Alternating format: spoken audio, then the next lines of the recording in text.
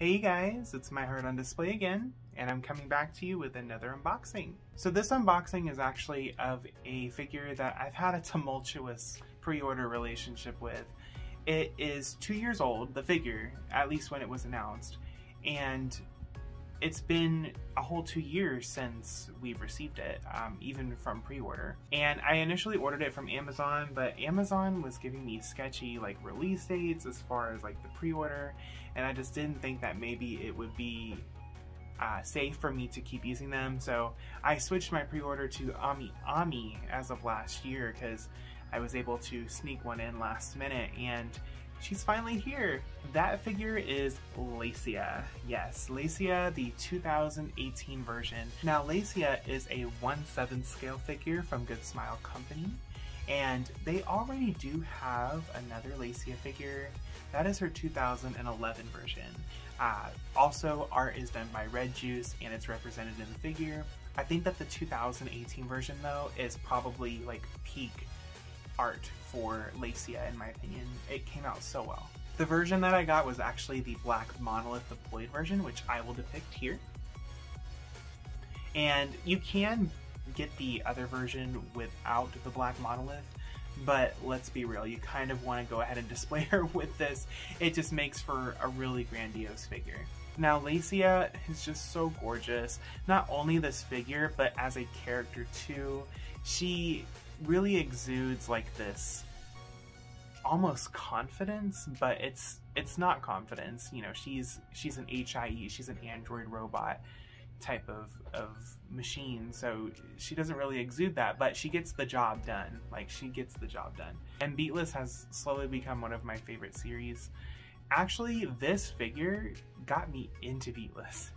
When I first saw it up for pre-order, I thought the figure was stunning, I thought the character was stunning, and I had to learn more about the series. So that's what's actually gotten me into the anime, and I really hope to catch up on the light novel series as well. What's funny is that I wasn't even expecting this figure to come in, honestly.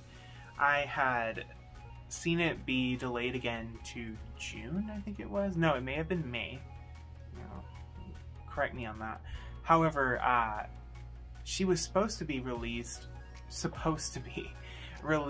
I think in May, and there was actually an alert from Ami that said, psych, we're actually shipping her in April.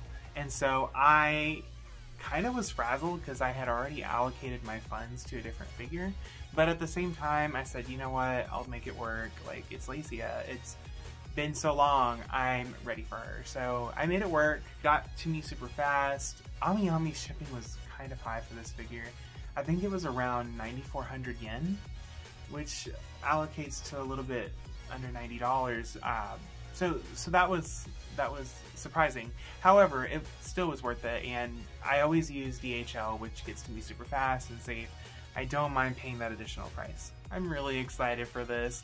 2 years is a long time, and I can't wait to unbox her. As far as unboxings, those are going to be sporadic until I'm able to get more of a surplus of figures, whether that be through pre-orders or buying them physically at local vendors. So bear with me on that, but I hope to bring those soon to you.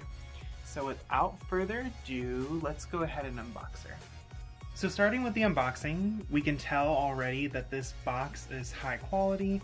We do see that it has a matte finish on the box. You can see that Lacia's name is here in kind of this foil lettering in the bottom right corner. And the artwork on here is just immaculate. You know, this figure here by BEATLESS, as well as the other figure from the 2011 version, are based off of the Red Juice artwork done for BEATLESS. I think that they really captured this really well. She's in the exact same pose as she is in the artwork, and they really depicted that well on the box cover. You'll see that you also have different poses of her on the other sides as well, showing her from all angles. Now here's how we will be taking her out of the box and how we will be displaying her. You can also display her without her black Monolith, although why would you pass this up? I mean, it's actually a really great pose, and the base is nothing to laugh at. I think if you don't display her this way, it's kind of hard to do her justice any other way. You'll see also it says here this is a 1/8 scale figure, so I'm hoping she's not too small.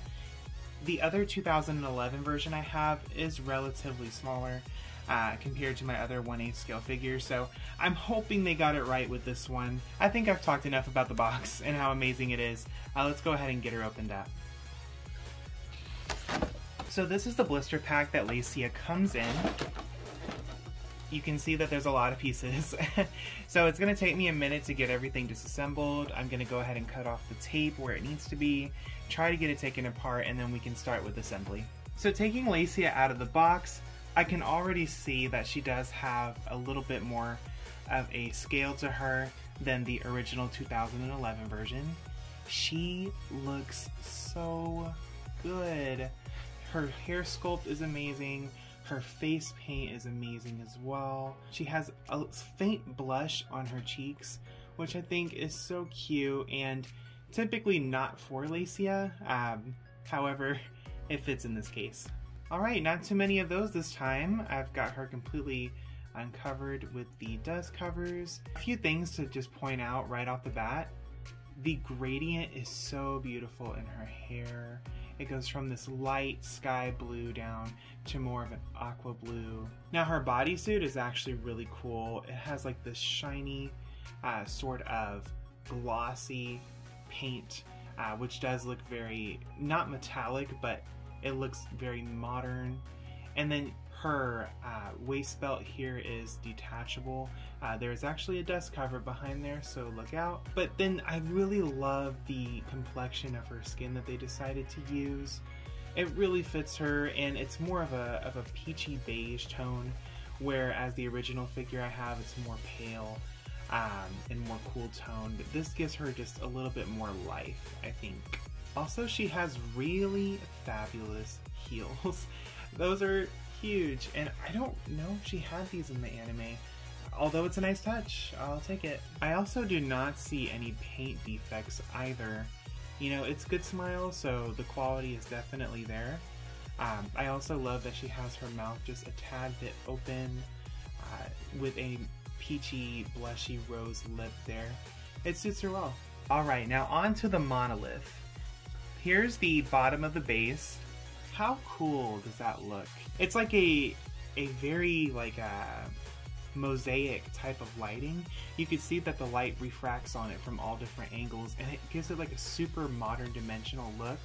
It's gonna look so cool in my D-top with those lights reflecting on it. It's got all the different pegs, and thankfully these pegs are numbered.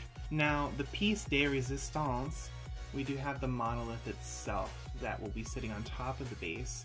The detail on this is so cool. You have like the red accents, you have the metallic glossy paint. You can also see that the light is refracting off of this all over too. And you do have this blue orb that just sits in the middle of all of it.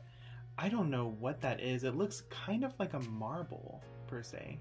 It's possible that they just stuck a marble in there and called it a day, but at the same time, really cool touch. One thing that I've noticed with this one and with the one from the 2011 is that I don't know if it's painted on, but sometimes you could see like there's a little bit of rough texture to it. It's not as noticeable here as it is on the 2011 version.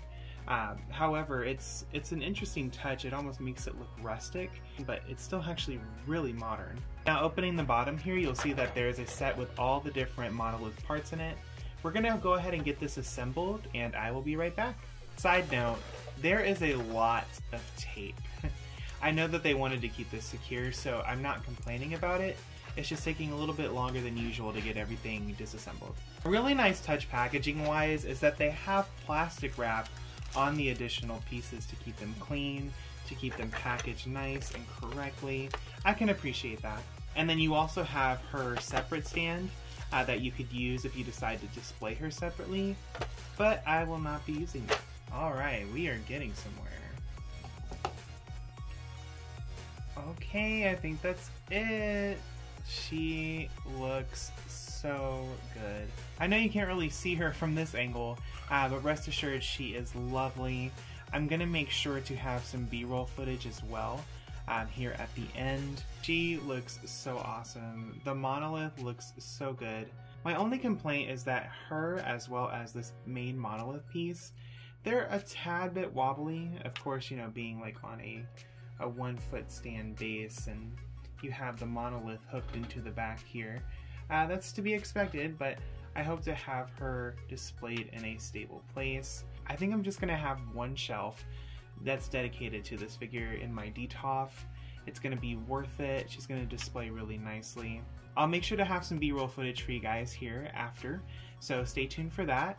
But overall, I'm super happy with her.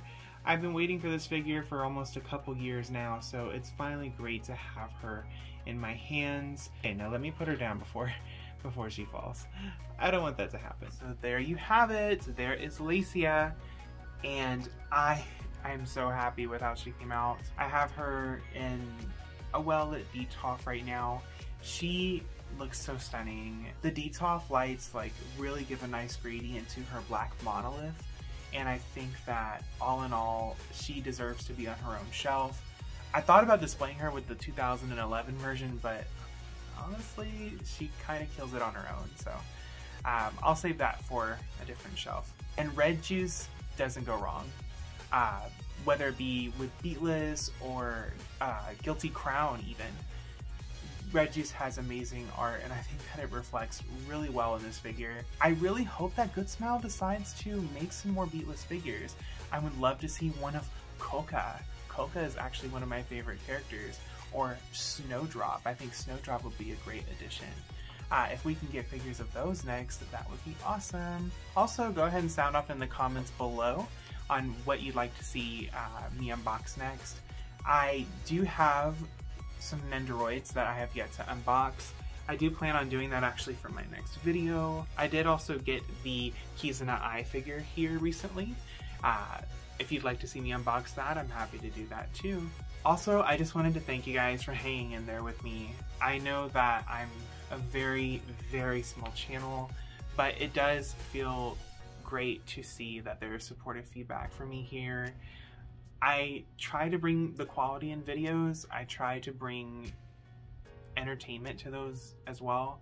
So if you're really enjoying that, just feel free to leave me any feedback or sound off in the comments. And let me know what you'd like to see further from me, because I'm open to ideas. Until next time, thank you for indulging me in my collection, and I hope to bring more of that to you. Have a great rest of your day, guys. Take care.